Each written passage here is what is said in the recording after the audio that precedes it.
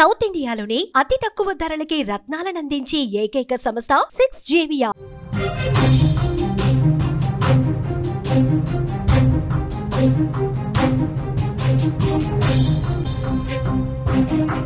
Breaking news చూస్తున్నాం. ఆకాశంలో కనిపించనున్న అద్భుత దృశ్యం.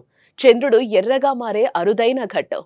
దాదాపు 82 నిమిషాల పాటు బ్లడ్ మూన్ గ్రహణం రాత్రి 8:58 ప్రారంభమవుతుంది. సంపూర్ణ గ్రహణం 11 గంటలకు మొదలవుతుంది. బ్లడ్ మూన్ ను చూసేందుకు కళ్లద్దాలు అవసరం లేదు అని అంటున్నారు. ఈ సమయంలో జాగ్రత్తగా ఉండాలంటున్నాయి శాస్త్రాలు. ఆకాశంలో అద్భుతాలు ఎప్పుడో కాని జరగవు కదా. ఈ రోజు అలాంటి ఓ అరుదైన దృశ్యానికి ఆకాశం వేదిక కానుంది. ఎర్రటి చంద్రుడు అంటే బ్లడ్ మూన్ మన కళ్ల ముందు కనువిందు చేయనున్నాడు. ఖగోళ ప్రియులంతా ఎంతో ఆసక్తిగా ఎదురుచూస్తున్న బ్లడ్ మూన్ కనువిందు చేయనుంది. ఈ అరుదైన సంపూర్ణ చంద్రగ్రహణాన్ని ప్రపంచ వ్యాప్తంగా కోట్ల మంది చూసే అవకాశం ఉంది. సాధారణంగా చంద్రగ్రహణాలు కొన్ని ప్రాంతాలకే పరిమితం అవుతాయి. కానీ ఈసారి వాతావరణం అనుకూలిస్తే ప్రపంచవ్యాప్తంగా అంటే 85% మంది ప్రజలు ఈ అద్భుతాన్ని వీక్షించగలరని శాస్త్రవేత్తలు కూడా చెప్తున్నారు. ఈ బ్లడ్ మూన్ దాదాపు 82 నిమిషాల పాటు కొనసాగుతుంది. భారత కాలమానం ప్రకారం మనం చూస్తే ఈ చంద్రగ్రహణం రాత్రి 8:58 ప్రారంభమవుతుంది. రాత్రి 9:57 నుంచి ఇది స్పష్టంగా కనిపిస్తుందని చెప్తున్నారు. రాత్రి 11 గంటలకు సంపూర్ణ గ్రహణం మొదలవుతుంది. సరిగ్గా అంటే 11:41 చంద్రుడు అత్యంత ఎర్రని రంగులోకి మారుతాడు. ఆ తర్వాత రాత్రి 2:25 ఈ గ్రహణం పూర్తిగా ముగుస్తుందని చెప్తున్నారు.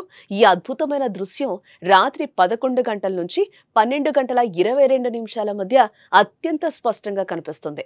హైదరాబాద్, ముంబై, ఢిల్లీ, చెన్నై, బెంగళూరు, కోల్కతా వంటి మెట్రో నగరాల్లో కాంతి కాలుష్యం కారణంగా స్పష్టత తక్కువగా ఉండొచ్చు.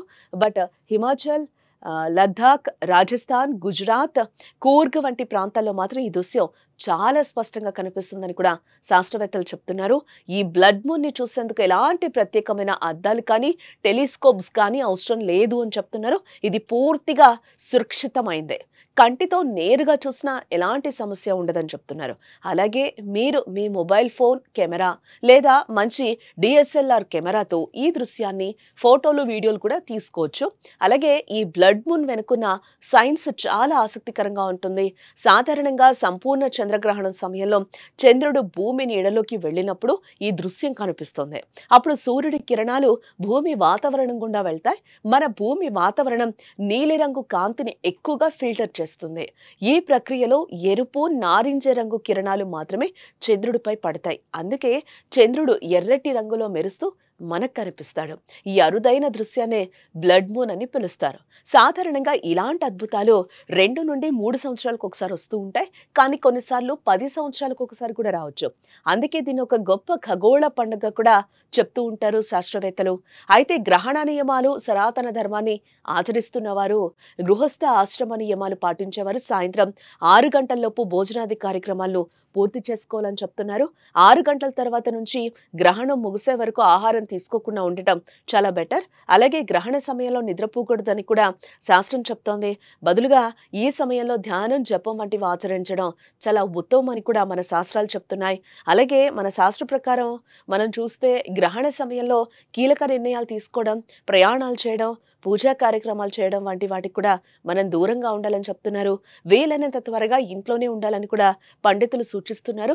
ఇది మనకు, మన కుటుంబానికి క్షేమం అని కూడా భావిస్తారు. ముఖ్యంగా గర్భిణీలు ఈ చంద్రగ్రహణం సమయంలో తగిన జాగ్రత్తలు తీసుకోవాలి. గ్రహణానికి ముందు తలస్నానం, గ్రహణం ముగిసిన తర్వాత స్నానం ఆచరించడం మంచిదని చెప్తున్నారు. ఈ స్నానాలు గ్రహ ప్రభావం నుంచి రక్షణ కల్పిస్తాయని కూడా చాలా మంది నమ్ముతూ ఉంటారు. గ్రహణాన్ని ఎవరైనా చూడొచ్చు. సైన్స్ ప్రకారం చంద్రగ్రహణాన్ని నేరుగా చూసినా కూడా కంటికి ఎలాంటి హాని ఉండదని కూడా చెప్తున్నారు. టెలిస్కోప్ లేదా ఎలాంటి ప్రత్యేక కళ్లద్దాలు లేకుండా కూడా దీన్ని చూడొచ్చు. అయితే సంప్రదాయ నమ్మకాల ప్రకారం గర్భిణీలు, చిన్నపిల్లలు, వృద్ధులు, అనారోగ్యంతో ఉన్నవారు గ్రహణాన్ని చూడకూడదు అని చెప్తున్నారు.